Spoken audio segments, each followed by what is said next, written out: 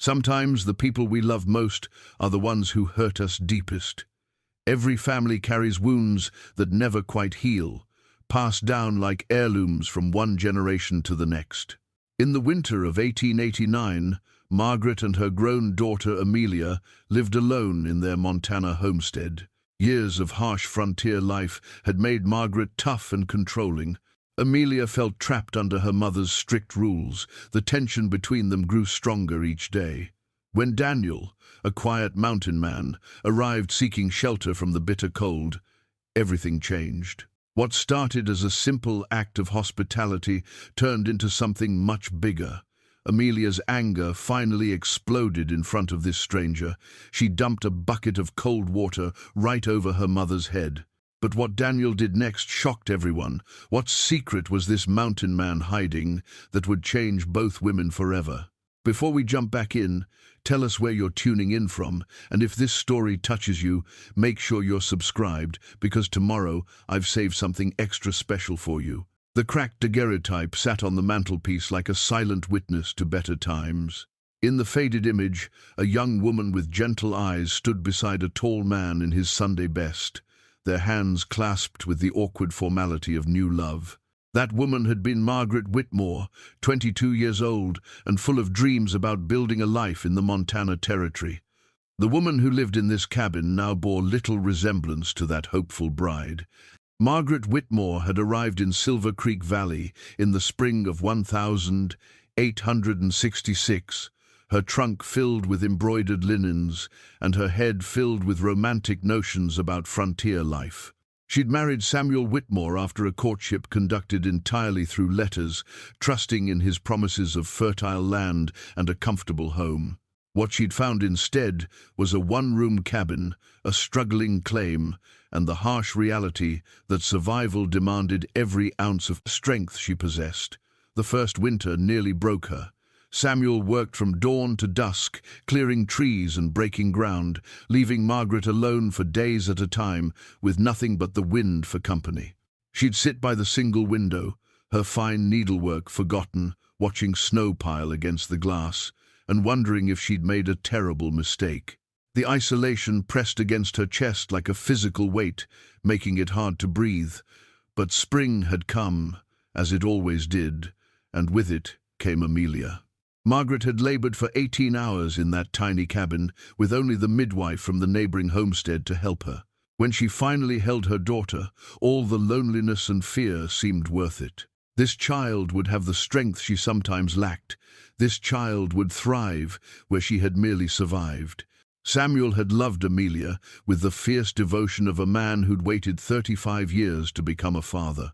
He carved toys for her from scraps of wood, told her stories about the mountains, and promised her adventures beyond the confines of their small world. When he died in Amelia's 8th year, thrown from a spooked horse during a sudden thunderstorm, his absence left a hole that neither woman knew how to fill.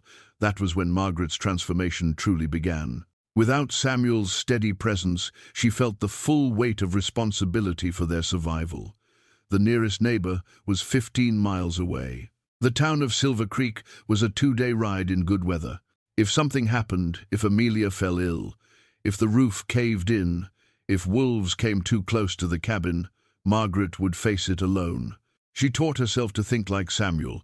Every decision had to serve survival first. Sentiment was a luxury they couldn't afford. When Amelia wanted to keep the runt piglet as a pet, Margaret slaughtered it for winter meat. When Amelia begged to attend the traveling preacher's revival in town, Margaret said no. The time away from chores could mean they'd fall behind on preparations for winter. When Amelia asked why they couldn't move closer to other families, Margaret explained that their land was all they had, and losing it would mean destitution. Each choice hardened something inside Margaret. She watched her daughter's disappointment and told herself it was necessary. Better for Amelia to learn early that life demanded difficult decisions. Better for her to understand that survival came before happiness, duty before desire. Amelia had been 8 when her father died, old enough to remember his gentleness but young enough to adapt to her mother's stricter ways. For years, she'd accepted Margaret's authority without question. She'd learned to tend the garden, preserve food for winter, mend clothes, and handle a rifle. She could track wounded game, birth a calf, and calculate how much firewood they'd need to last until spring.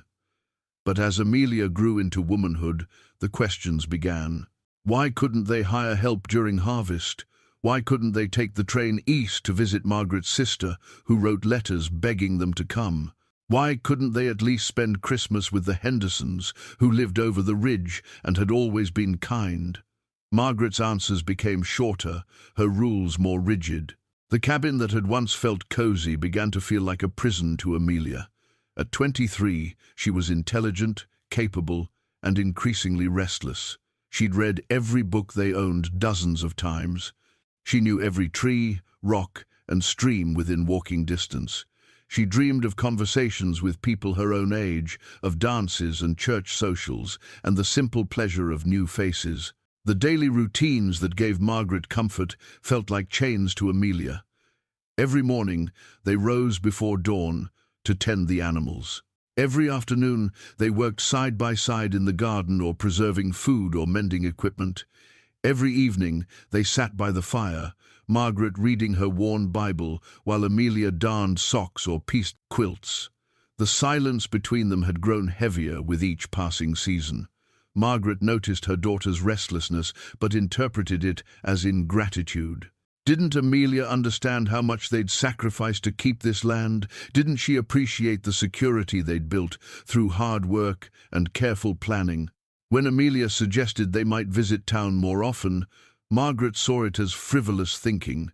When Amelia wondered aloud about marriage and children of her own, Margaret pointed out that no decent man would want to court a woman so far from civilization.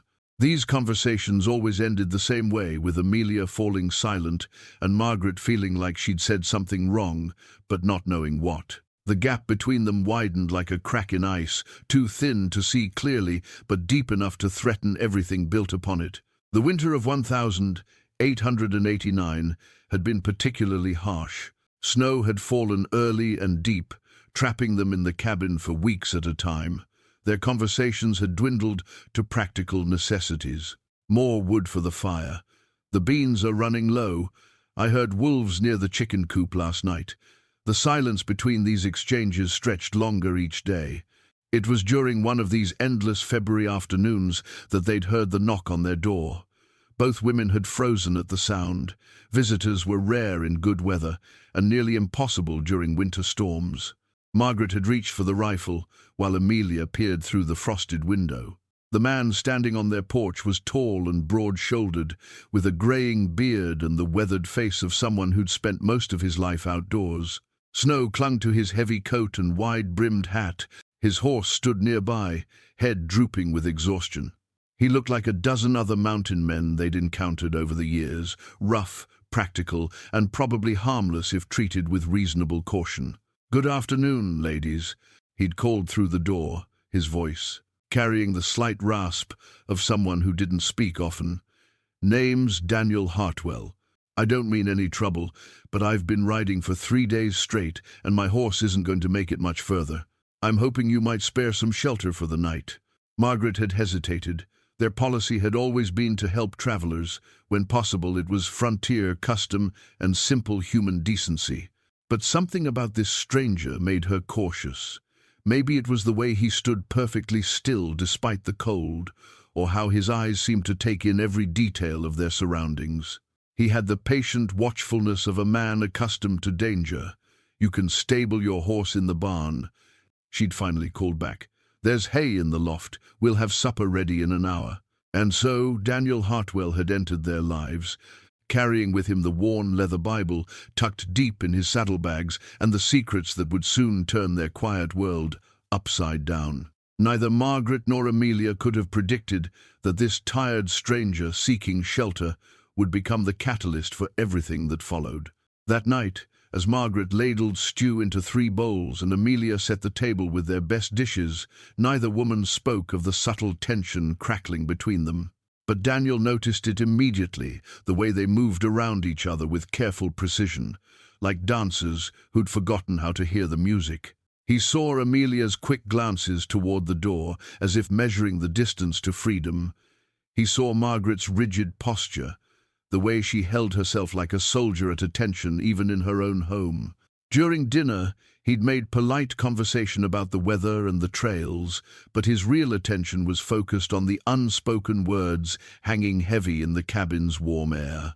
These two women were drowning in their own silence, and Daniel Hartwell, who understood something about the weight of unspoken truths, recognized the signs of a family about to break apart. Daniel's worn leather Bible lay open on the small table beside his bedroll, its pages yellowed with age and marked by countless readings. Between the pages of Psalms, pressed flat as autumn leaves, were tiny wildflowers, mountain laurel, Indian paintbrush, and wild roses. Each bloom carried a memory, and in the margin next to the 23rd Psalm, written in fading ink, was a woman's name, Sarah. The Bible had traveled with Daniel for 15 years, a constant reminder of love lost and faith tested. The morning after Daniel's arrival dawned clear and bitterly cold. Margaret rose before sunrise, as she always did, moving quietly through her routines while their guests slept on the makeshift bed they'd arranged near the fireplace.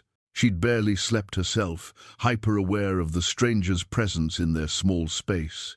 Not from fear, Daniel had been nothing but courteous, but from the simple strangeness of having someone new witness their daily patterns. Amelia appeared in the kitchen as Margaret started breakfast, her long brown hair braided hastily and her dress wrinkled from restless sleep. She moved to the water bucket without speaking, preparing to wash her face, but stopped when she saw it was nearly empty. "I'll get more water from the well," Amelia murmured, reaching for her heavy coat. "No need," Margaret replied, not looking up from the bacon she was frying. "There's enough for washing. We'll melt snow for cooking. The well water tastes better for coffee. Our guest will make do with what we have." Margaret's tone carried the finality that had ended countless similar exchanges over the years, but this morning felt different to Amelia. Maybe it was Daniel's presence, or maybe it was simply that she'd reached the end of her patience with being managed like a child. She pulled on her coat anyway. "I said no, Amelia." Margaret's voice sharpened.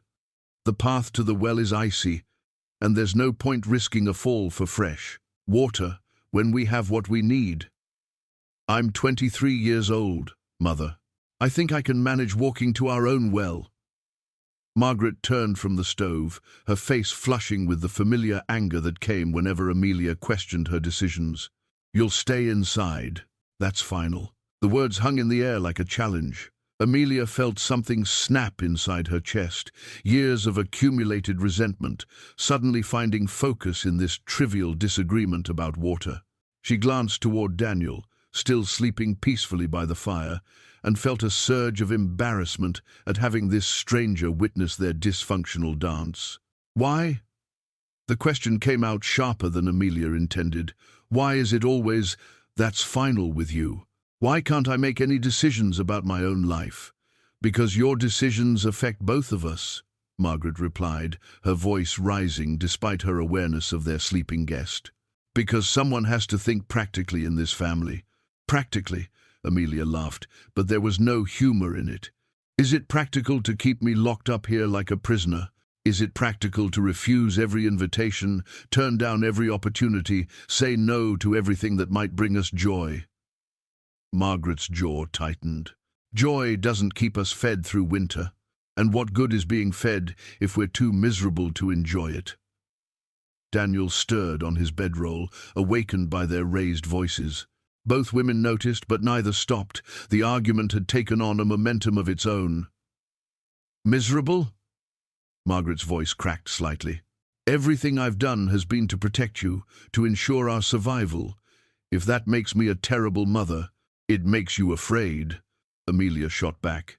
"You're so terrified of losing what we have that you won't let us actually live." Margaret stared at her daughter, wounded and furious in equal measure. "How dare you speak to me that way? After everything I've sacrificed." "Sacrificed? Or hidden?" Amelia grabbed the water bucket from the counter. When did caring for me become an excuse for controlling every breath I take? Put that bucket down. No.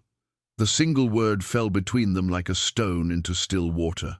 Margaret stepped forward, her face pale with anger. I am your mother, and you will obey me in my own house. Your house? Amelia's voice dropped to a whisper that somehow carried more force than shouting. When did it stop being our home? Margaret reached for the bucket, and Amelia jerked it away. The sudden movement sent water sloshing over the rim, spattering both women. For a moment they stood frozen, staring at each other across a chasm that had opened in their small kitchen.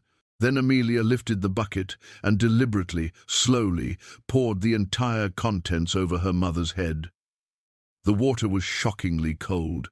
Margaret gasped as it soaked through her hair and dress, running down her face and puddling on the floor around her feet. She stood there dripping, her mouth open in stunned disbelief, looking smaller somehow in her wet clothes. Daniel had risen silently from his bedroll and now stood watching this family drama unfold. Amelia turned to him, her face flushed with defiance and immediate regret. "There," she said, her voice shaking. "Now you've seen what kind of family takes you in.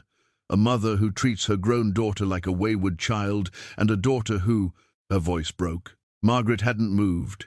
She stood in the puddle of water, shivering, her dignity as soaked as her dress, tears mixed with the well water on her cheeks.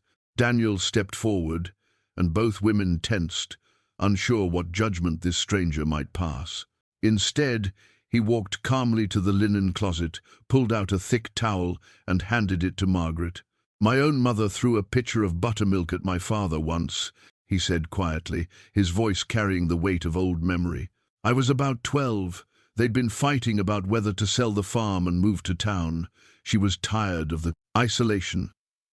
Wanted our family to have neighbors and church socials. He was determined to keep the land his father had left him."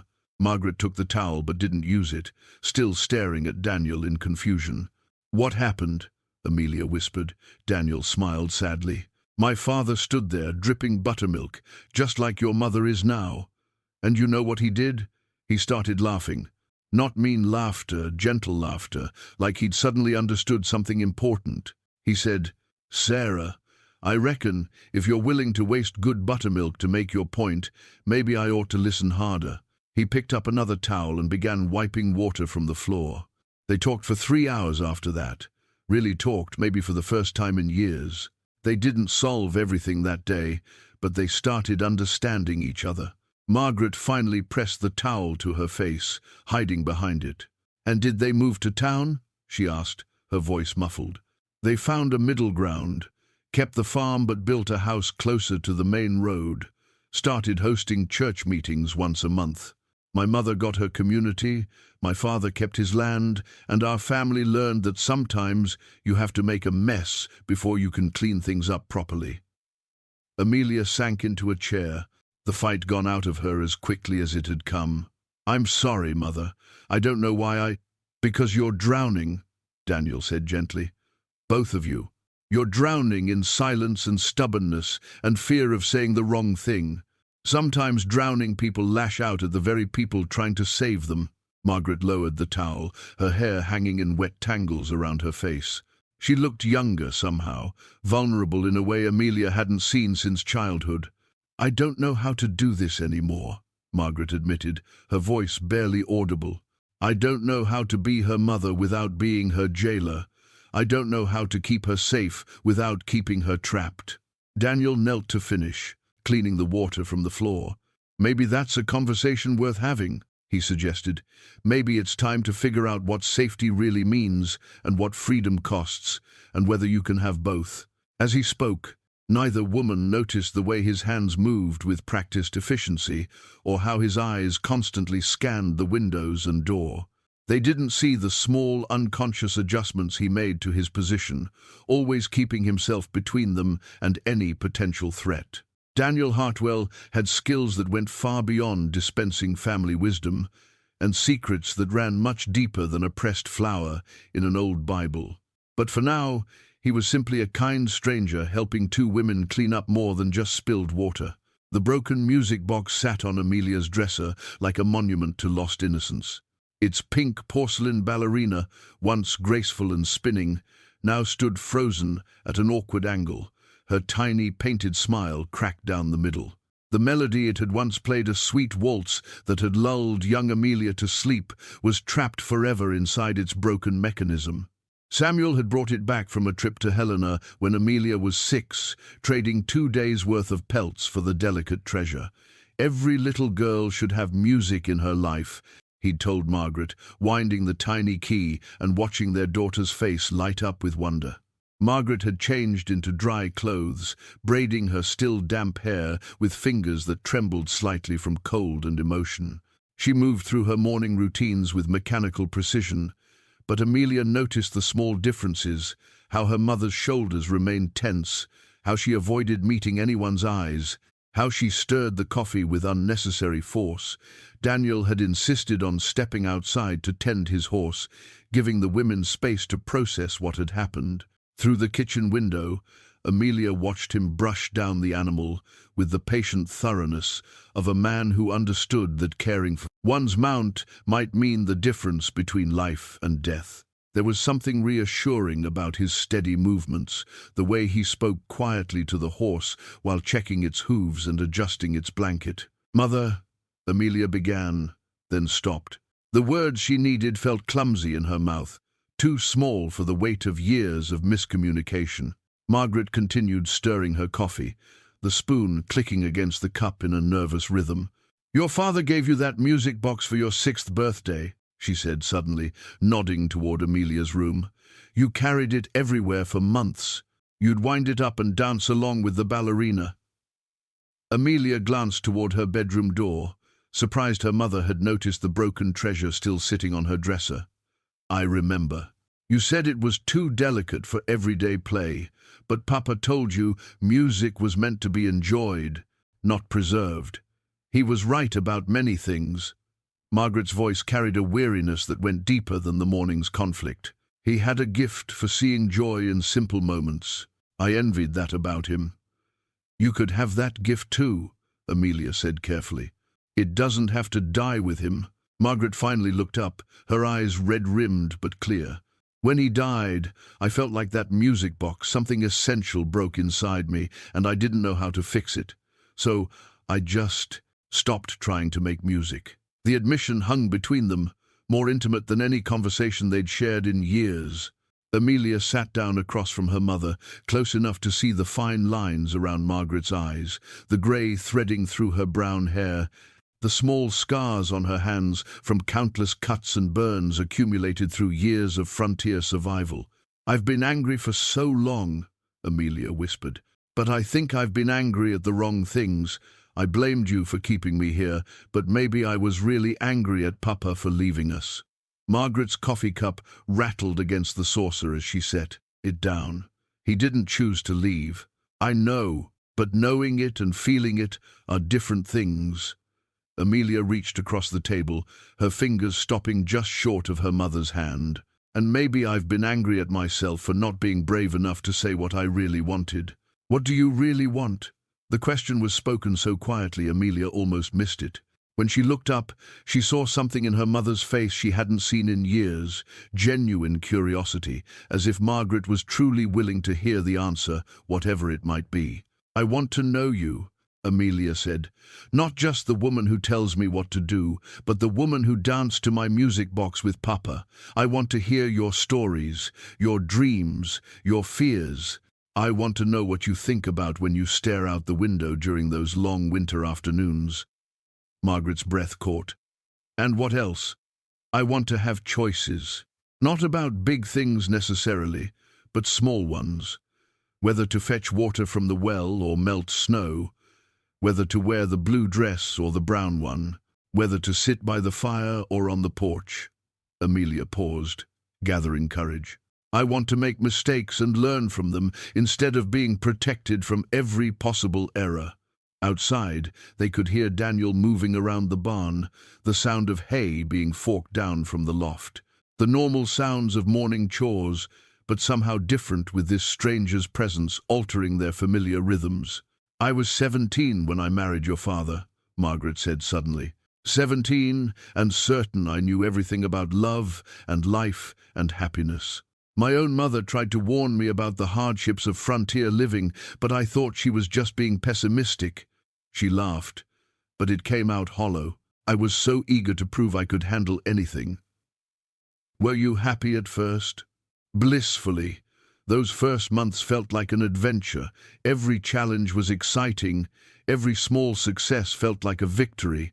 Margaret stared into her coffee, as if reading the past in its dark surface. But when winter came, and I realized how truly isolated we were, how completely dependent on Samuel's strength and knowledge, it frightened me. What if something happened to him? What if I made a mistake that cost us our lives? Amelia had never heard this part of her parents' story. She'd always imagined her mother arriving as a fully formed frontier woman, stern and capable from the beginning. When you were born, Margaret continued, that fear multiplied by 1,000. Suddenly, I wasn't just responsible for my own survival, but for this tiny, helpless person who depended on me for everything. When Samuel died, her voice trailed off. You felt like you had to become him. Amelia finished. Strong enough for both of us. I felt like if I showed any weakness, any uncertainty, we'd both be lost. So I made myself into someone who always knew what to do, even when I didn't, especially when I didn't. The kitchen door opened, bringing a blast of cold air and Daniel's quiet presence. He stamped his boots on the threshold, brushing snow from his coat. Storm's building again, he announced. Sky's got that heavy look. We'll likely be snowed in for another day or two. Both women felt the implications of this news settle over them. Another day of forced proximity, another day of navigating this new dynamic they'd barely begun to understand. Daniel hung his coat on the peg by the door and approached the stove to warm his hands. Mind if I ask about that music box in your room, miss? I noticed it through the doorway. Looks like fine craftsmanship. Amelia glanced at her mother, surprised by the question. My father brought it from Helena when I was small. It used to play a waltz, but the mechanism broke years ago. Might be fixable, Daniel said casually. I've had some experience with delicate mechanisms. Sometimes what looks broken just needs the right touch to make music again. The words seemed to carry more weight than a simple offer to repair a toy. Margaret and Amelia exchanged a look, the first truly connected moment they'd shared since the water incident. I'd like that, Amelia said. I'd forgotten how much I missed the music. Outside, the first fat snowflakes began to fall, sealing them together in their small cabin. But instead of feeling trapped, both women found themselves curious about what the next day might bring. The small wooden horse Daniel carved from a piece of firewood was no larger than his palm, but every detail spoke of patient love. Its mane flowed in delicate waves, its legs were positioned mid-gallop, and its eyes held an expression of wild joy. As his knife shaped the final touches, memories surfaced like ghosts. Another wooden horse, carved for different hands, for a child who would never grow up to ride real ones. Daniel had claimed a corner near the window, where the light was best for his work. The storm Margaret had predicted arrived with full fury by midday, sealing them inside with walls of driving snow. Rather than feeling trapped, however, the cabin had taken on an unexpectedly peaceful atmosphere. Margaret worked at her mending, Amelia prepared vegetables for stew, and Daniel's knife whispered against wood in a rhythm that somehow soothed them all. You have steady hands, Margaret observed, glancing up from the sock she was darning. That's skilled work. Daniel paused in his carving, holding the horse up to examine its proportions. My father taught me, said a man should know how to make something beautiful with his hands, not just useful things. He resumed his careful shaping of the horse's ears. Of course, he was talking about furniture and farm tools, but the principle holds. Did you have children to carve for? Amelia asked, then immediately colored at her own boldness. I'm sorry, that's too personal. No harm in asking. Daniel's voice remained steady, but his hands stilled on the carving. I had had a son once, would have been about 7 now. He set down his knife and really looked at the wooden horse for the first time. Timothy, bright as a new penny and fearless as they come. Margaret's needle stopped moving through the wool. The weight of would have been, and had, hung heavy in the warm air. Fever took him and his mother 3 winters back, Daniel continued, his voice matter-of-fact, but his eyes distant. Been moving around ever since. Seems like staying in one place too long just makes the quiet louder. Amelia felt her earlier resentments about isolation shrink in the face of this man's real loss. I'm sorry. I can't imagine. Each person carries their own load, Daniel said gently. Yours isn't lighter because mine feels heavier. Pain's not a competition. He picked up his knife again, making a tiny adjustment to the horse's nose. But I've learned that sharing the load makes it easier to bear, even when you can't set it down completely. Margaret had been listening while continuing her mending, but now she set aside her work entirely. When Samuel died, I thought sharing my grief would make me seem weak. Like admitting I couldn't handle things alone would prove I wasn't fit to raise Amelia properly. So you carried it all by yourself, Daniel observed, for 15 years. Margaret's voice cracked slightly. 15 years of pretending I was strong enough, wise enough, certain enough to make every decision correctly. Amelia reached for her mother's hand, this time completing the gesture she'd stopped short of that morning. Margaret's fingers were rough from work but warm, and they closed gratefully around her daughter's. You were strong enough, Amelia said. Look around us. We survived every winter, every crisis, every hardship. The problem wasn't your strength, it was thinking you had to use it alone. Daniel held up the completed horse, studying it in the firelight. My Sarah used to say that strength isn't about never needing help. It's about knowing when to ask for it and being willing to give it when others need it. Sarah was your wife? Margaret asked. Sarah was everything good in my world. Daniel's thumb traced the wooden horse's mane. She had a way of seeing the best in every situation, every person, even me, on my darker days. He looked up at both women. She would have liked you both. Would have said you just needed someone to remind you how to listen to each other. Outside, the wind howled around the cabin's corners, but inside, the storm seemed to be bringing them closer together rather than driving them apart. Amelia found herself studying Daniel's face, noting the lines around his eyes that spoke of both laughter and sorrow, the careful way he moved his hands, the unconscious alertness that never quite left him, even in these peaceful moments. May I ask you something personal? She said. Daniel nodded, setting the wooden horse on the table between them. You carry yourself like a man who's seen trouble, real trouble, not just the everyday hardships of frontier life. And you have a way of watching everything, like you're always expecting something to happen.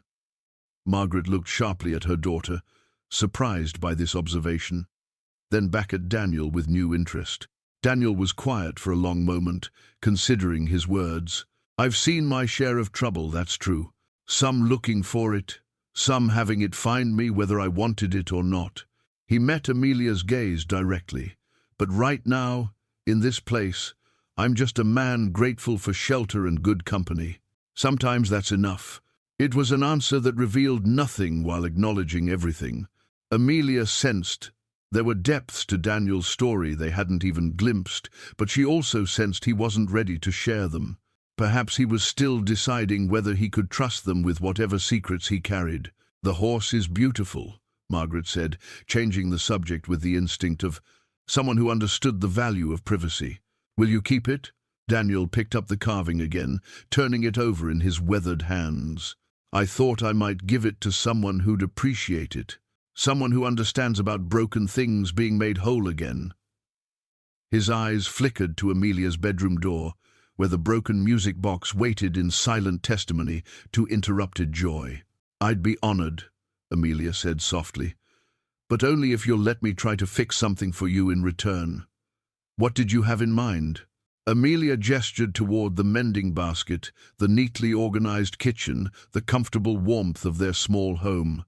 You've been carrying your grief alone, just like we've been carrying our anger alone. Maybe we could all try carrying our burdens together for a while. See if Daniel Sarah was right about sharing the load. Margaret squeezed her daughter's hand. I'd like that.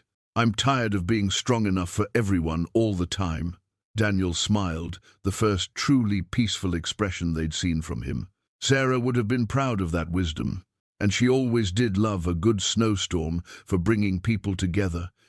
As if summoned by his words, the wind outside rose to a keening wail, piling snow higher against their windows. But none of them minded being trapped now. They were beginning to understand that sometimes the best conversations happen when there's nowhere else to go and nothing else to do but finally listen to each other. The faded letter from Margaret's sister arrived with the mail carrier 3 days after the storm cleared, carried in a leather pouch that had traveled 2,000 miles from Boston. The envelope bore elegant script that spoke of comfortable parlors and gaslighting, of a world where women wore silk gloves and worried about the proper arrangement of calling cards rather than whether they had enough firewood to last until spring. Inside, Eleanor's familiar handwriting painted pictures of tree-lined streets, theatre performances, and a warm bedroom waiting for Margaret in a proper house with proper neighbours. Margaret held the letter with trembling fingers, reading it for the 3rd time, while Daniel repaired a loose board on the porch and Amelia tended the chickens. The words seemed to glow with possibility and torment in equal measure. "Dearest Margaret," the letter began, "I write to you again with hope that this time you might seriously consider my invitation. Robert's business continues to prosper, and we have more than enough room in our home for both you and Amelia. The city has changed so much since you left. Electric lights now illuminate the main streets, and there are opportunities for young women that simply didn't exist in our mother's time. Amelia could attend the teacher's college or learn typing and bookkeeping. She could meet suitable young men from good families, attend concerts and lectures."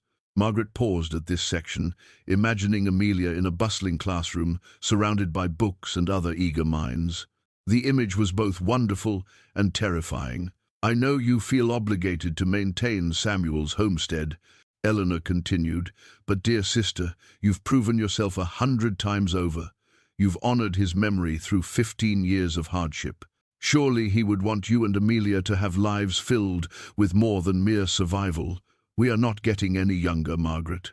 I fear, if you wait much longer, the transition will become impossible."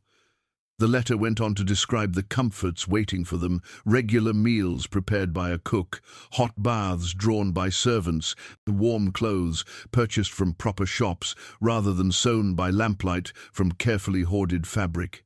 It painted a picture of ease that seemed like fantasy after so many years of frontier hardship. But it was the final paragraph that struck deepest. "I received your last letter 3 months ago, and I sensed an exhaustion in your words that frightens me. You write of duty and responsibility, but never of joy or hope. Please, Margaret, consider that there might be more to life than simply enduring it." When Amelia came in from the chicken coop, she found her mother sitting motionless at the kitchen table. The letter spread before her like a map to another world. "Bad news?" Amelia asked, hanging up her coat and noting the pallor in Margaret's cheeks. "An invitation." Margaret's voice sounded strange, as if the words belonged to someone else. "From your Aunt Eleanor. She wants us to come live with her family in Boston." Amelia's hands stilled on the coat pegs. She'd heard stories about Eleanor her entire life, the sister who'd married well and moved east, who sent Christmas packages filled with impossible luxuries like store-bought candy and books with gilt edges. Eleanor had always seemed like a character from a fairy tale, too distant and grand to be real. "What kind of invitation?" Margaret held out the letter, watching Amelia's face as she read. She saw her daughter's eyes widen at the descriptions of electric lights and college opportunities, saw the way her breathing quickened at the mention of concerts and lectures and suitable young men. "She's offering us a different life," Margaret said quietly. "An easier life." Amelia finished reading and set the letter down carefully, as if it might shatter. "What do you think?" "I think I'm terrified," Margaret admitted. "Terrified of leaving everything we've built here, and terrified of staying and watching you waste away from loneliness and boredom." Daniel's footsteps sounded on the porch, followed by the scrape of his boots on the threshold. He entered to find both women staring at the letter as if it were a snake that might strike at any moment. "Forgive me," he said, noting the tension immediately. "I can take my coffee outside if you need privacy." "No, please stay." Margaret gestured to his usual chair. "We could use your perspective. Amelia's aunt has invited us to leave Montana and live with her family in Boston." Daniel poured himself coffee and sat down, his eyes moving from the letter to the women's faces. "That's quite an offer. What's holding you back?" "Everything," Margaret said with a short laugh. "This land, this cabin, it's all we have. Samuel worked himself to death to build something here. Leaving feels like betraying his memory, and staying feels like betraying your daughter's future," Daniel observed gently. Margaret's coffee cup rattled against the saucer. "How did you? It's written all over both your faces. You're torn between honoring the past and embracing the future." Daniel looked at Amelia. "And you're feeling guilty for wanting things your father never got to see, opportunities your mother never had." Amelia nodded miserably. "I keep thinking about electric lights and libraries and meeting other young women. But then I look around this cabin and remember Papa building these shelves, carving that doorframe. How can I want to leave the only home I've ever known?" "Maybe," Daniel said thoughtfully, "the question isn't whether to stay or go, but what staying or going would mean for each of you." Margaret frowned. "I don't understand. What would staying mean for you, Margaret? Really staying, not just enduring?" Margaret was quiet for a long moment. "I suppose it would mean finding a way to be happy here. To see this place as more than just a burden to be borne. To remember why Samuel loved this land enough to die for it. And what would leaving mean? Starting over at 42 years old, learning to live in a world I left behind 23 years ago, depending on Eleanor's charity instead of my own strength." Margaret's voice dropped. "Being the poor relation who couldn't make it on her own." Daniel turned to Amelia. "And for you? What would staying mean? Growing old in this cabin, never knowing what else might be possible, watching other people's children in town and wondering if I'll ever have my own. Reading the same books over and over until I know them by heart." Amelia's voice grew stronger. "But it would also mean staying close to Papa's memory, keeping the home he built, carrying on his work. And leaving? Adventure, education, choices I've never imagined." Amelia looked at her mother. "But it would also mean leaving you to manage everything alone, or forcing you to give up the life you fought so hard to build." Daniel sipped his coffee, letting their words settle in the warm air. "You know what I think Samuel would say if he were here?" Both women leaned forward slightly. "I think he'd say that he didn't work himself to death for a piece of land. He worked himself to death for the two people he loved most in the world. And if those people would be happier, safer, or more fulfilled somewhere else, then the land was just a means to an end, not the end itself." Margaret felt tears prick her eyes. "But what if we're not strong enough for city life? What if we fail?" "What if you succeed?" Daniel countered.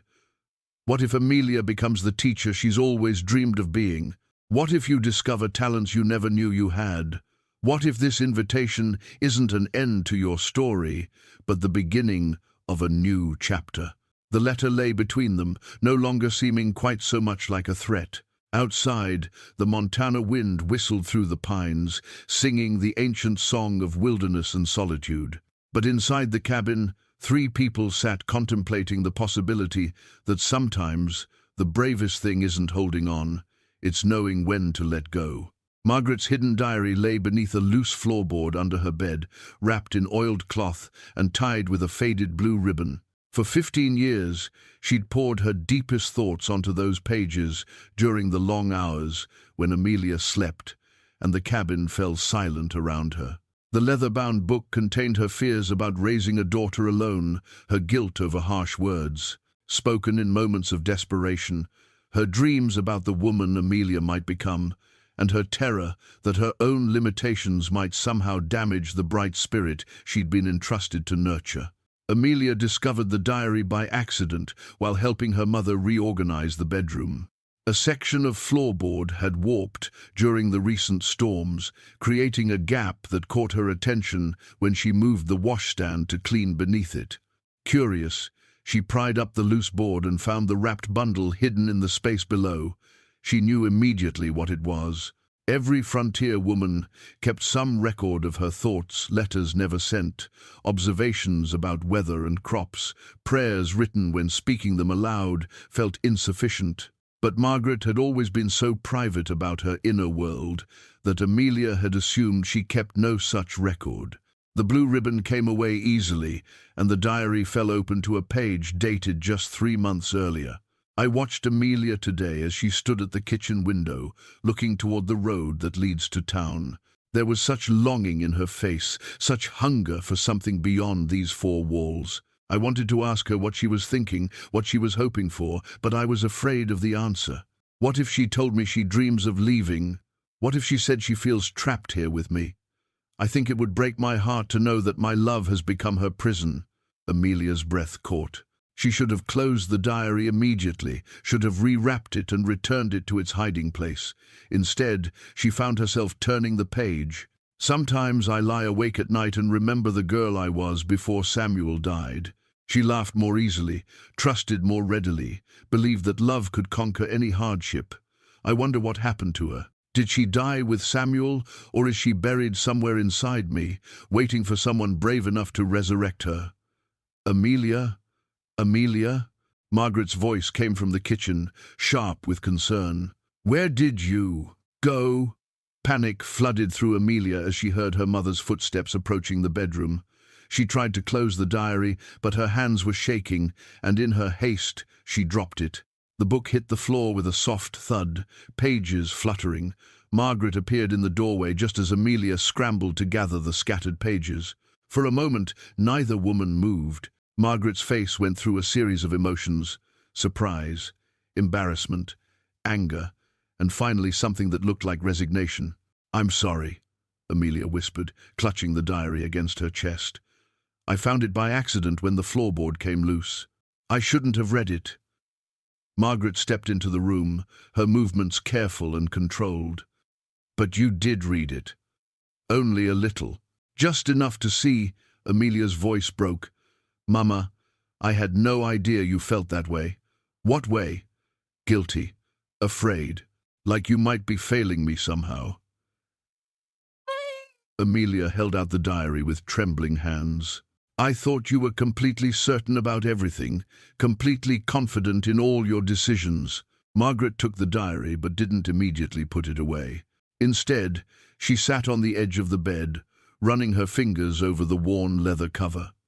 "I've never been certain about anything, not since your father died. Maybe not even before then." Amelia sat beside her mother, close enough to see the fine lines around her eyes, the grey threading through her brown hair. "The entry I read. You wrote about feeling like your love had become my prison." Margaret winced. "You weren't supposed to see that.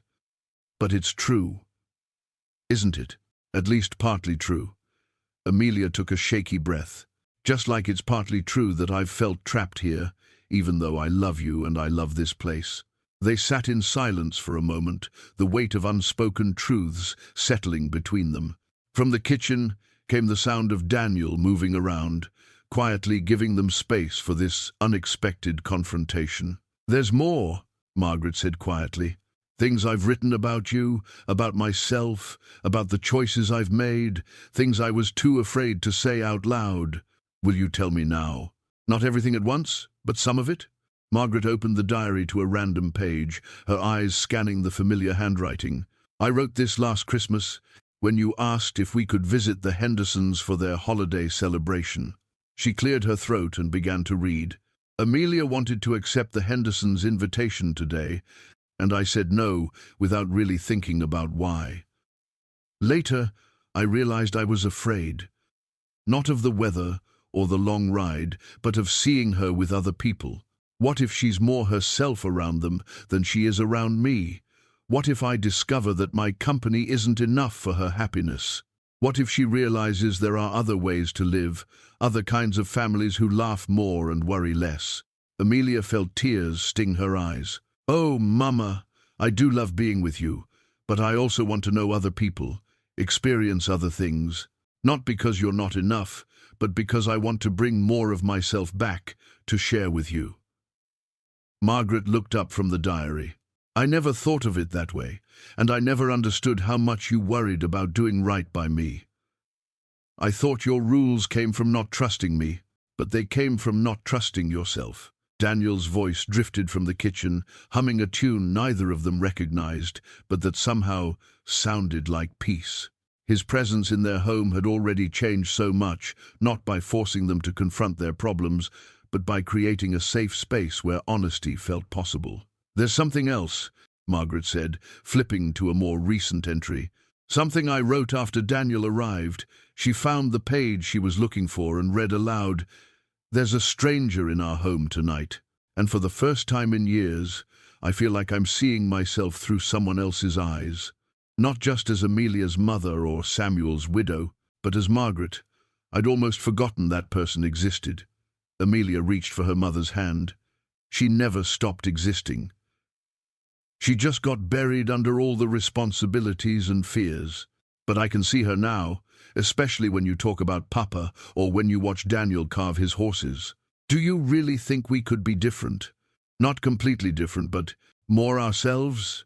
I think we're already starting to be different. This conversation would have been impossible a week ago." Margaret closed the diary and held it against her chest. "I'm scared, Amelia.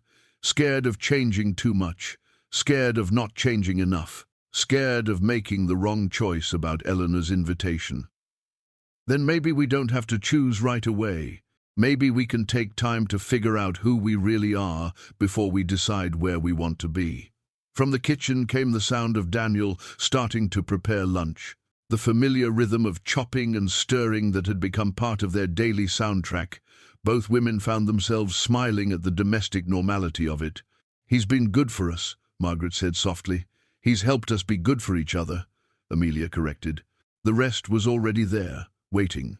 Margaret rewrapped the diary in its oiled cloth, but instead of returning it to the hiding place under the floorboard, she set it on her bedside table. Some secrets they were both learning lost their power when brought into the light. Daniel's deputy marshal badge lay wrapped in a piece of black cloth at the bottom of his saddlebags, beneath spare clothes and ammunition. The five-pointed star bore the inscription, U. Deputy Marshal, Montana Territory, and carried with it the authority to pursue criminals across state lines, to make arrests without local warrants, and to use deadly force when necessary. For 3 months, Daniel Hartwell had been tracking the Cassidy gang, 4 ruthless men who specialized in robbing isolated homesteads during harsh winter months, when help was days away and victims were trapped by weather. The knock on the cabin door came just after dawn on Daniel's 5th day, with the Whitmore women. All 3 had been lingering over coffee, reluctant to break the peaceful atmosphere that had settled over their small household. Margaret was reading aloud from one of Samuel's old books, while Amelia worked on mending a torn apron. Daniel sat near the window, whittling another small figure, this time a bird with outstretched wings. The knocking was different from Daniel's polite announcement days earlier. This was harsh, demanding, the sound of men who expected doors to be opened without question. Daniel's hands stilled on his carving, and Margaret noticed the immediate change in his posture. He was no longer the gentle stranger who'd shared their meals and helped with chores. Every line of his body spoke of coiled readiness, of a man prepared for violence. "Ladies," he said quietly, setting down his knife and standing in one fluid motion, "I need you both to step away from the windows and stay calm." Amelia started to ask what was wrong, but Daniel held up a hand for silence. He moved to his saddlebags with purposeful efficiency, extracting not just the marshal's badge, but a well-maintained Colt revolver and a rifle that had clearly seen professional use. Margaret's breath caught as she saw the weapons. "Daniel, what—" "U.S. Marshal Daniel Hartwell," he said quietly, pinning the badge to his shirt. "I've been tracking 4 dangerous men for the past 3 months. I believe they've just found us."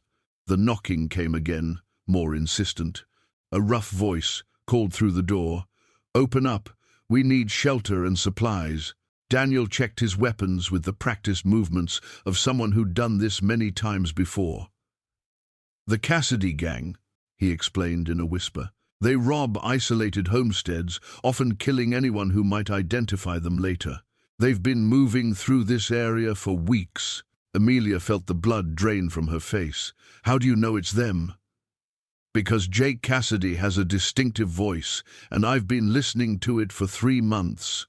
Daniel moved toward the door, but not to open it.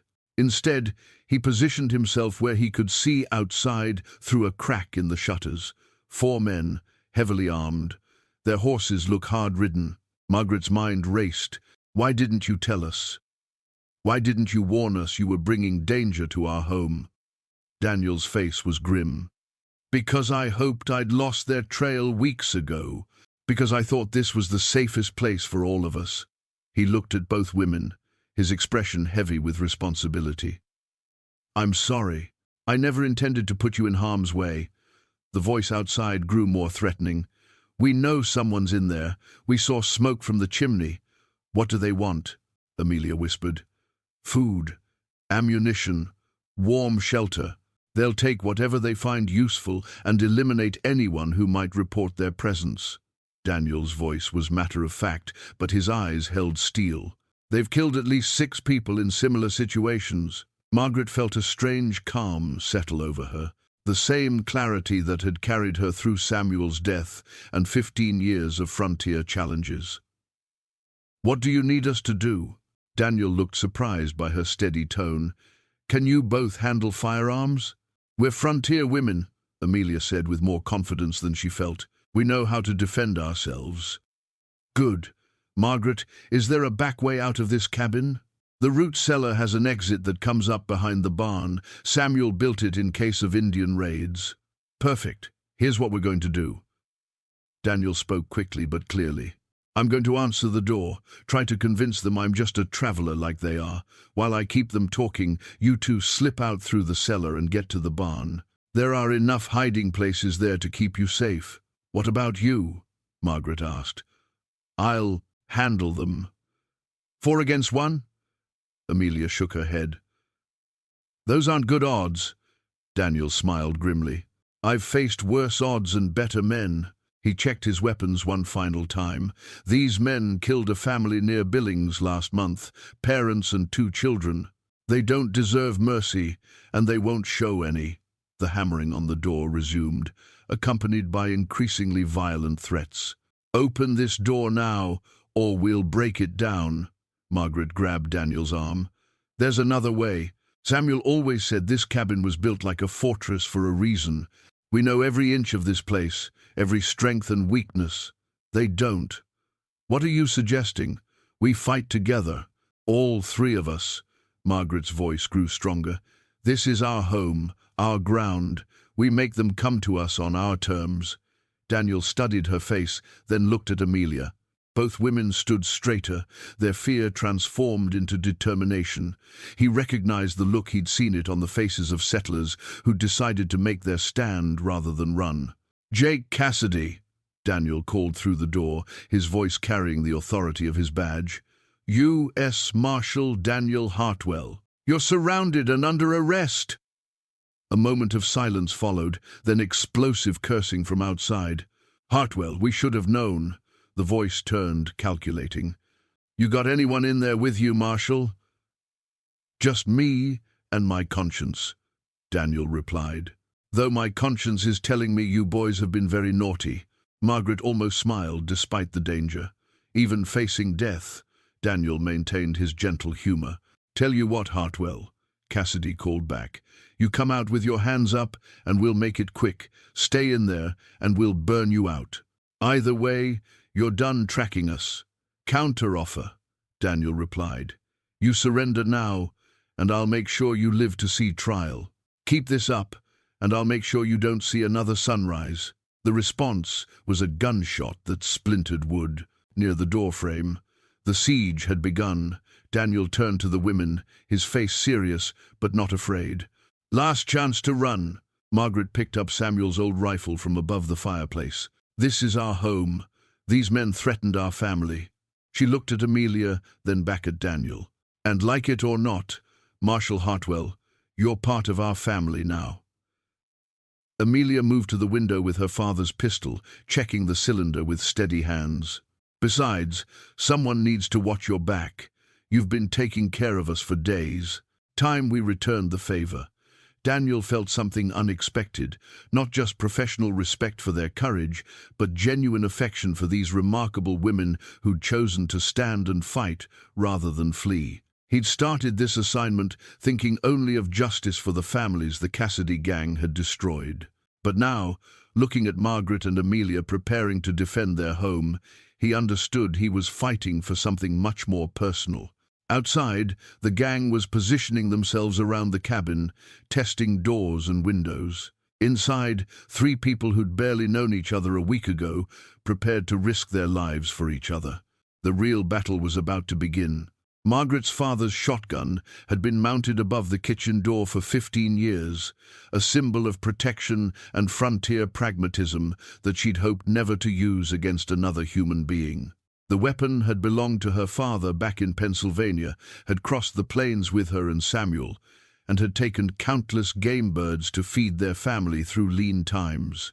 Now, as she lifted it down with steady hands, Margaret felt the weight of 3 generations of survival resting in her grip. The gun hasn't been fired in months, she told Daniel as she broke it open to check the shells. But I cleaned it last fall, and the ammunition is fresh. Daniel nodded approvingly. Your father taught you well. What about defensive positions? How well do you know the Consig? Sightlines around this cabin? Amelia moved to the eastern window, peering carefully through a gap in the shutters. 2 men positioning themselves behind the woodpile. They have a clear view of the front door and this window.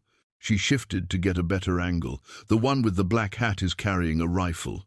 The other has twin pistols. That's Cassidy and his brother Tom, Daniel confirmed. The other 2 will be circling around back. Bill Hawkins is missing 2 fingers on his left hand, easy to identify. Pete Morrison has a scar running from his ear to his jaw. He checked his own rifle, ensuring a round was chambered. They're smart fighters, but predictable. They'll try to flush us out with fire. Margaret felt a chill that had nothing to do with the morning cold. Fire?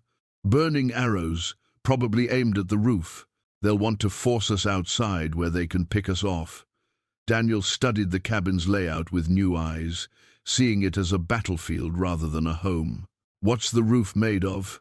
Thick split logs with a layer of sod, Amelia answered. Papa said it would turn aside most anything short of a lightning strike. Good, that gives us time.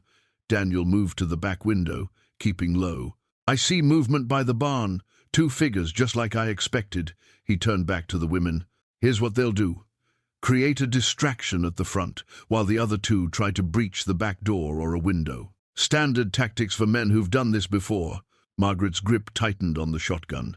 The weight of it felt familiar and foreign at the same time, a tool of protection she'd always hoped to use only for hunting. How do we stop them? We make them fight our fight instead of theirs. They're expecting us to panic, to make mistakes, to react instead of act. Daniel's voice carried the calm authority of a man who'd survived similar situations. But this is your ground. You know every inch of it. That's our advantage. Amelia had been thinking while listening to their tactical discussion.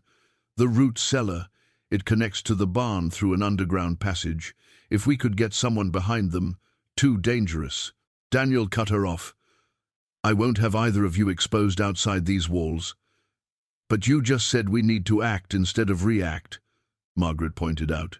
What if one of us could get to the barn and create a crossfire? They wouldn't expect that from frontier women. Daniel looked at both women with growing respect and worry in equal measure. "You're talking about combat, not hunting or target practice. These men kill without hesitation." "So did the wolves that came after our chickens last winter," Amelia said quietly.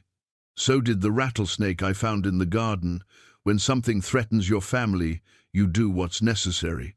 A shot rang out from the front of the cabin, splintering wood near the doorframe. It was followed by Cassidy's voice. "Hartwell, we're done talking. Come out now or we start shooting to kill." Daniel positioned himself at the front window, rifle ready. "Margaret, take the back window. Amelia, you watch the sides. Don't shoot unless you have a clear target and you're certain of your aim. These men are experienced killers, but they've never faced a united family defending their home." Margaret moved to her position, the shotgun feeling more natural in her hands with each passing moment. Through the window, she could see the two men Daniel had described approaching the back of the cabin with careful, predatory movements. The one with missing fingers carried a torch alongside his gun. "They're going to try to burn us out," she called softly to the others. "Let them try," Daniel replied. "The moment they get close enough to throw that torch, you take the shot. A shotgun at close range will stop any man, no matter how determined." Amelia watched from the side window as shadows moved between the trees. "How long have you been tracking them?" 3 months, since they hit the Patterson homestead near Helena." Daniel's voice carried old pain. "Family of 5. The youngest was just 4 years old." He paused, then continued more quietly. "I was a day behind them then, always a day behind. Until now." Margaret understood the weight he'd been carrying. "This isn't just about justice anymore, is it?" "No," Daniel admitted. "It's about stopping them before they destroy another family. Before another marshal has to ride up to a burned cabin and count bodies." A flaming arrow struck the roof above them, followed immediately by 2 more. The thick logs and sod construction held, but Margaret could hear the fire beginning to catch on the outer layer. "They're testing our defenses," Daniel observed, "seeing how quickly the roof will catch. When they realize it won't burn fast enough, they'll rush us." Amelia felt her heart racing, but forced herself to breathe steadily. "What's the signal? How do we coordinate?" "Stay calm, aim true, and trust each other," Daniel replied.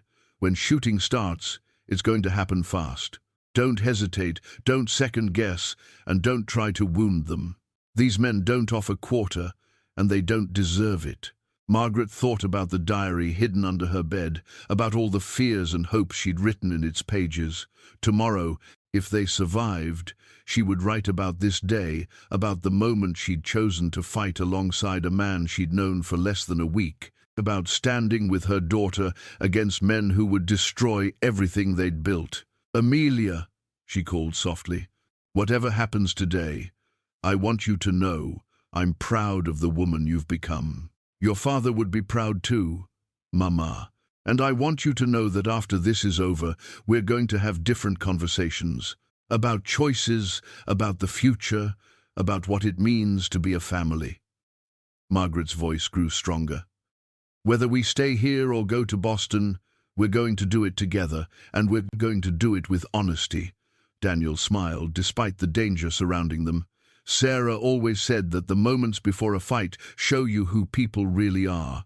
She would have liked you both very much." Another flaming arrow hit the roof, this one followed by the sound of men moving more aggressively outside.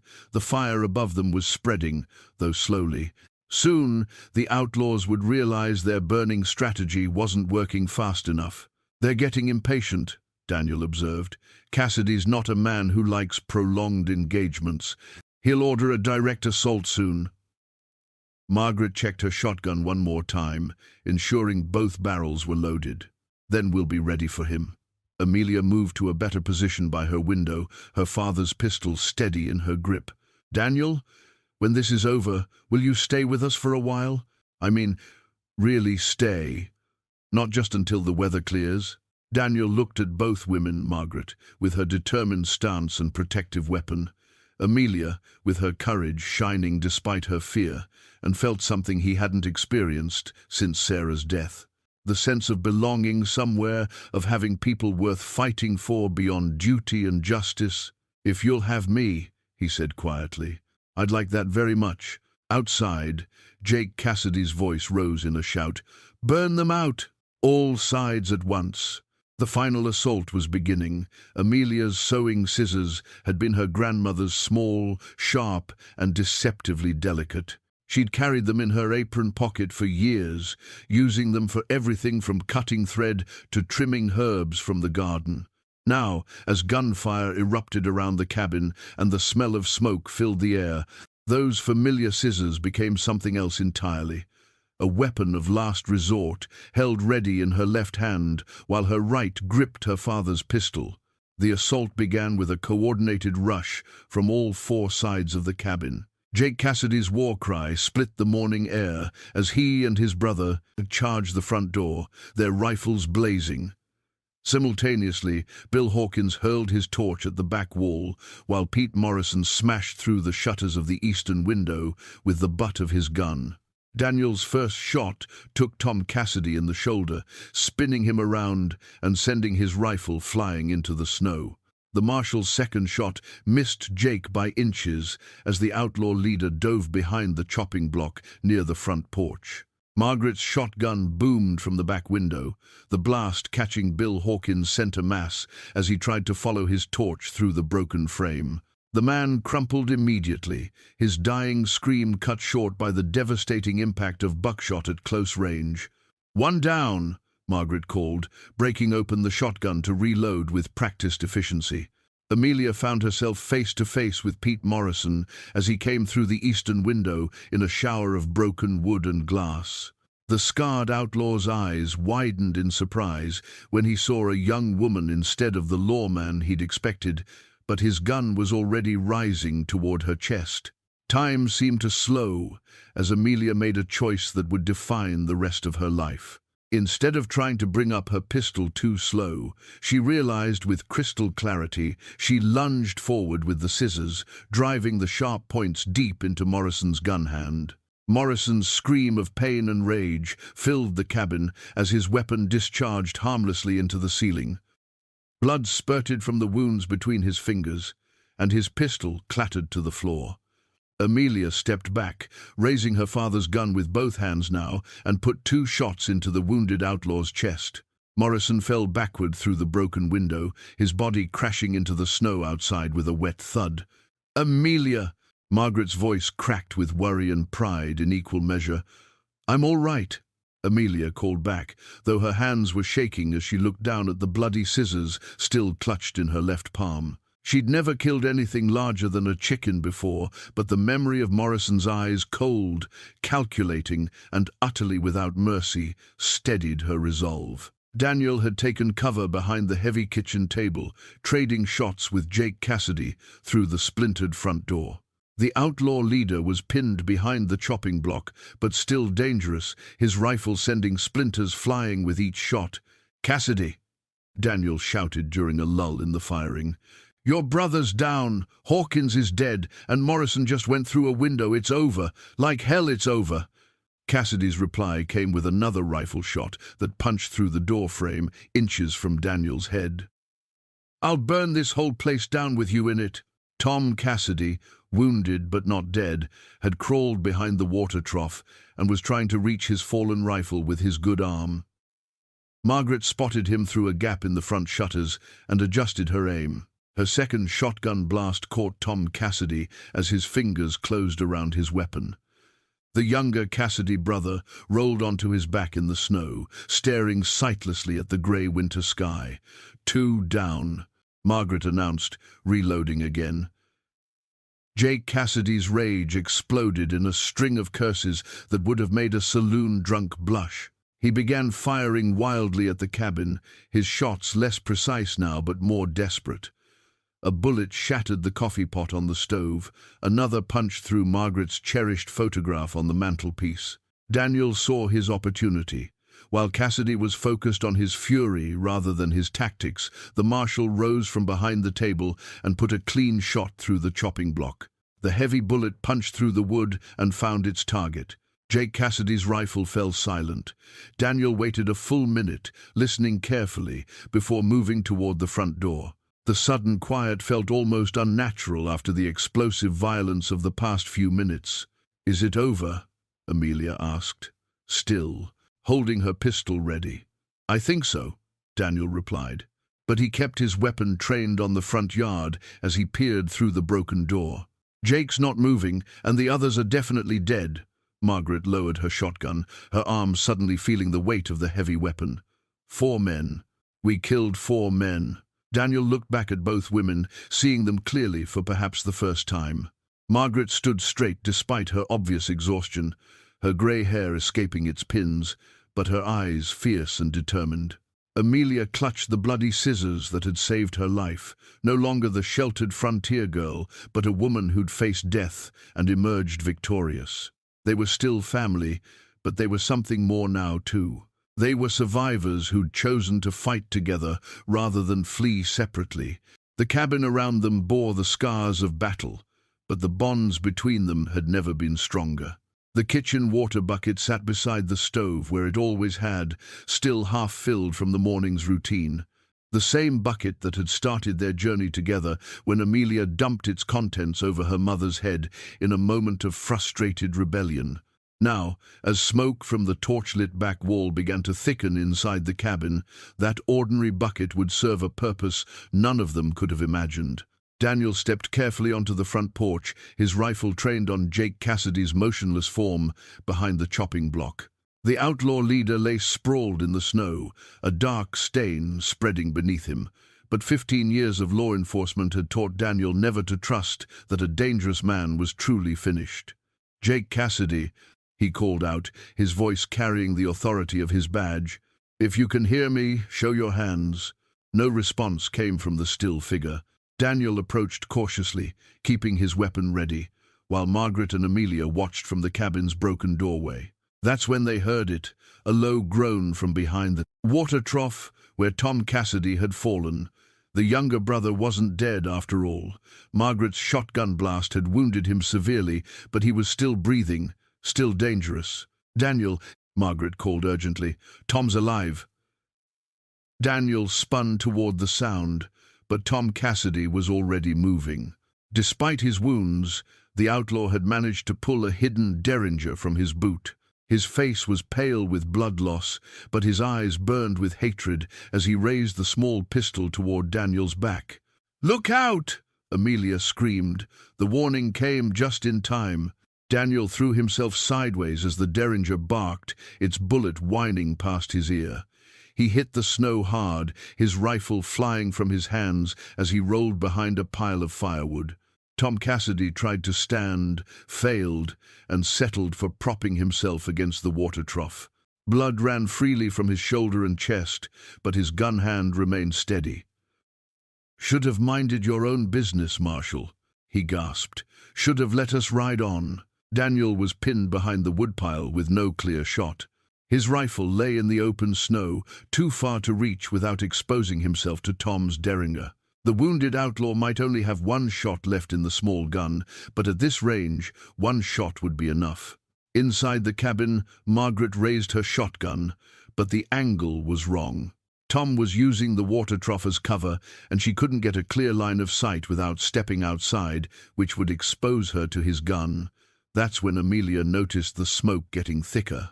The torch Bill Hawkins had thrown was doing its work on the cabin's back wall. The fire was spreading faster than they'd expected, and soon their shelter would become a death trap. "The wall's catching fire," she told her mother urgently. "We have maybe 5 minutes before the whole back section goes up."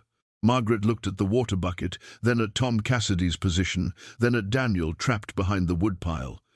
An idea began to form, dangerous, probably foolish, but their only chance. "Amelia, can you get a clear shot at Tom from the side window?" Amelia moved to check. "Maybe, but I'd have to expose myself, and he'd see me coming. Not if he's distracted." Margaret grabbed the water bucket, feeling its familiar weight. I'm going to draw his attention. When he turns to shoot at me, you take him down. Mama, no, that's suicide. Margaret smiled, and for the first time in years, Amelia saw the young woman who'd married Samuel Whitmore and followed him into the wilderness. No, dear, that's family. Before Amelia could stop her, Margaret burst through the front door. Tom Cassidy, she shouted, raising the bucket high above her head. Remember this? Tom swung his derringer toward this new threat, confused by the strange weapon, but recognizing the danger of letting anyone get close. His finger tightened on the trigger, just as Margaret hurled the bucket's contents directly at his face. The cold water struck Tom like a physical blow, shocking him and temporarily blinding him. His shot went wide, the bullet shattering harmlessly against the cabin's log wall. In that instant, Amelia appeared at the side window, her father's pistol steady in both hands. She took careful aim and fired once, twice, 3 times. Tom Cassidy jerked with each impact, his derringer falling from nerveless fingers. This time, he didn't move again. Daniel recovered his rifle and quickly checked both Cassidy brothers. They're finished, he announced. All 4 of them.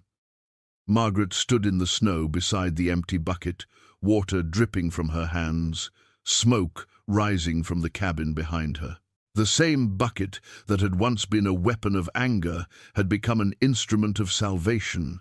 Amelia ran to her mother, throwing her arms around her in a fierce embrace. That was the bravest, most foolish thing I've ever seen, she whispered. I learned from the best, Margaret replied, holding her daughter close. Your father always said that protecting your family isn't about being fearless. It's about being more afraid of losing them than you are of dying. Daniel approached them both, his badge catching the morning light. It's over. The Cassidy gang won't hurt anyone else. The 3 of them stood together in the snow, surrounded by the aftermath of violence, but united by something stronger than fear or duty. They had become what families are supposed to be, people willing to risk everything for each other, people who understand that some things are worth fighting for, people who know that love sometimes requires the courage to act when action seems impossible. Behind them, the cabin's fire was already dying down, contained by the solid construction Samuel Whitmore had built to last. Like his family, it had survived the storm. The new family portrait would show 3 figures standing together on the cabin's front porch, their faces bearing the quiet confidence of people who had survived something terrible and emerged stronger for it. Daniel had produced a small camera from his saddlebags, another tool of his trade as a marshal, used for documenting crime scenes and identifying criminals, but today it would serve a different purpose entirely. For the first time in their lives, Margaret and Amelia would have a photograph taken not out of formal obligation, but as a celebration of who they had become. 2 weeks had passed since the battle with the Cassidy gang. The bullet holes in the cabin walls had been repaired, the broken windows replaced with new glass ordered from Helena, and the scorch marks from Bill Hawkins's torch sanded away and restained. But the real healing had nothing to do with carpentry and everything to do with the conversations that filled their evenings now. Margaret sat at the kitchen table, Eleanor's letter spread before her alongside her own half-finished reply. The words came easier now, after all they'd shared with each other and with Daniel. She no longer felt the need to pretend strength she didn't possess or hide vulnerabilities that made her human. Dearest Eleanor, she wrote, I received your kind invitation and have given it serious consideration. Amelia and I have much to discuss about our future, but I wanted you to know that whatever we decide, it will be a choice made together, not out of fear or desperation. We have learned recently that we are stronger than we knew, both individually and as a family. Daniel sat by the fireplace, working on a new carving, not a lonely horse this time, but a pair of figures standing side by side. His weathered hands moved with practiced precision, but his attention was divided between his craft and the domestic scene unfolding around him. The territorial judge wants to commend all 3 of us, he announced, pausing in his work. Seems word has spread about what happened here. A family standing together against the Cassidy gang has caught people's attention. Amelia looked up from the music box she was trying to repair, following Daniel's patient instructions. Will there be a ceremony? If we want one, but honestly, I think we've had enough excitement for a while. Daniel smiled, the expression transforming his weathered features. I told the judge that the real heroes were two women who chose courage over safety, family over self-preservation. Margaret set down her pen, considering her words carefully. Daniel, we need to talk about what happens next, for all of us. The question had been hanging unspoken between them for days. Daniel's job tracking the Cassidy gang was finished. His official duties could take him anywhere in the territory, or beyond. The women had choices to make about Eleanor's invitation, about their future, about what kind of life they wanted to build. I've been thinking about that, Daniel said quietly. The Territorial Marshal Service has offered me a position based out of Helena. Less traveling, more administrative work. Training new deputies, coordinating with local sheriffs. He looked directly at both women. It would mean I could stay in Montana if I wanted to. Do you want to? Amelia asked, her voice carefully neutral. Daniel set down his carving and really looked at them, Margaret with her graying hair and strong hands, Amelia with her bright eyes and newfound confidence. The cabin around them bore small reminders of their shared ordeal and their growing bond. The repaired walls, the rescued music box, the wooden horses he'd carved sitting on the mantelpiece beside the cracked photograph of Samuel and young Margaret. I've been alone for 3 years, he said simply, moving from town to town, case to case, never staying anywhere long enough to call it home. I'd forgotten what it felt like to belong somewhere, to have people who cared whether I came back at the end of the day. He paused, gathering courage for words that had taken him weeks to find. If you'll have me, I'd like to make this my home base, not as a temporary guest, but as family. Margaret felt tears prick her eyes. What about Eleanor's invitation? What if we decide to go east? Then I suppose I'll have to learn about city life, Daniel replied with a gentle smile. Though I suspect I'd be more useful teaching you about Helena than trying to navigate Boston society. Amelia had been listening while working on the music box mechanism, and suddenly a small, perfect chime sounded from the delicate instrument. The melody that had been silent for years filled the cabin with its sweet waltz, just as it had when she was a child, and her father wound the key with patient hands. It's fixed, she whispered, wonder in her voice. Some things just need the right touch, Daniel said, echoing his words from weeks earlier. And sometimes they need to be broken before they can be properly repaired. Margaret stood and moved to her daughter's side, watching the tiny ballerina spin to music that had been trapped for so long. Your father always said every little girl should have music in her life. He was right, Amelia said softly. But I think he would have added that every woman should have choices in her life, and every family should have room for new members who bring their own gifts to share. Margaret picked up her pen and returned to Eleanor's letter. Dearest sister, she continued, I must tell you about a remarkable man who came into our lives during a terrible storm. His name is Daniel Hartwell, and he has taught us that strength shared is not strength diminished, but strength multiplied. Whether we come to Boston or remain in Montana, we will not be the same women who received your kind invitation. We have learned to be honest with each other, to trust each other's judgment, and to stand together when facing difficulties. As she wrote, the music box played its gentle waltz. Daniel carved his figures of companionship, and Amelia planned improvements to their cabin that would accommodate their expanded family. Outside, snow began to fall again, but none of them minded. They had learned that storms, like difficulties, were easier to weather when faced together. The photograph Daniel would take the next morning would capture more than their faces. It would preserve the moment when three people who had found each other during the darkest of times chose to build a future filled with light, music, and the kind of love that grows stronger under pressure. Sometimes the best families are not born but forged, not inherited but chosen, not perfect but perfectly willing to fight for each other when the storms of life threaten to tear them apart.